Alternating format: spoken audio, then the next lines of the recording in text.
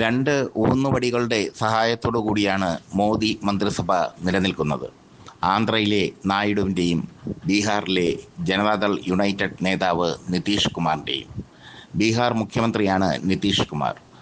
തരം പോലെ അങ്ങോട്ടും ഇങ്ങോട്ടും കാലുമാറുന്ന നിതീഷ് കുമാറിനെ മുഖ്യമന്ത്രിയാക്കി പ്രതിഷ്ഠിക്കേണ്ടത് മോദിയുടെ ആവശ്യമാണ്. അതുകൊണ്ട് തന്നെ ഡൽഹിയിലെ ചെങ്കോലും കിരീടവും കാക്കാൻ ബീഹാറിൽ എന്തു തറക്കളിയും മോദി കളിക്കും. അത് ഇതിനകം തന്നെ വ്യക്തമായി കഴിഞ്ഞു. 65 ലക്ഷം പേരെയാണ് വോട്ടർ പട്ടികയിൽ നിന്ന് ഒഴിവാക്കിയത്. അതിനെതിരെ രാഹുൽ ഗാന്ധി നടത്തുന്ന വോട്ടർ അധികാർ യാത്രയ്ക്ക് വലിയ സ്വീകരണമാണ് ലഭിക്കുന്നത്. ഈ സാഹചര്യത്തിലാണ് മോദിയുടെ നടുപൊടിച്ചുകൊണ്ട് ഒരു സർവേ വന്നിരിക്കുന്നത്. ഹൈദരാബാദ് ആസ്ഥാനമായ SAS കമ്പനിയാണ് സർവേ നടത്തിയിരിക്കുന്നത്. 2020 NDA അധികാരത്തിൽ വരുമെന്ന് പറഞ്ഞ സർവേ നടത്തിയത് അവരാണ്. പക്ഷേ മഹാരാഷ്ട്ര ഇലക്ഷനിൽ അവരുടെ സർവേ ഫലം തെറ്റിയതും ശ്രദ്ധേയം.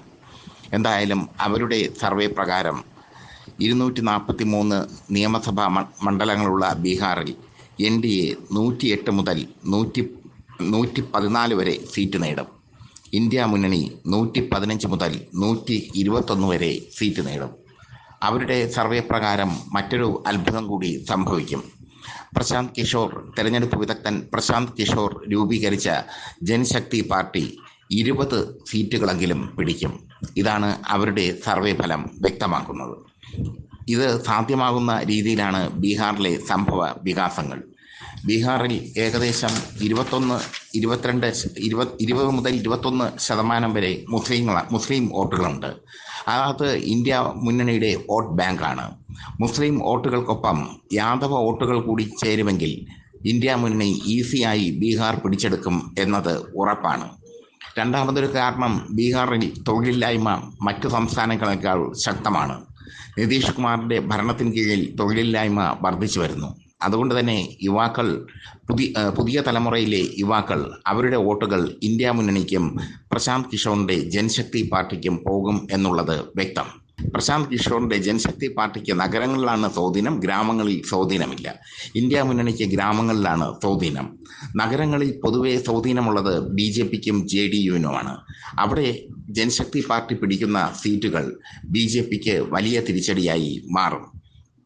പ്രശാന്ത് കിഷോറിൻ്റെ ലക്ഷ്യം ഇന്ത്യ മുന്നണിയിലേക്ക് ചേക്കേറുക എന്നതാണെന്ന് അദ്ദേഹം തന്നെ ഇപ്പോൾ വ്യക്തമാക്കി കഴിഞ്ഞു.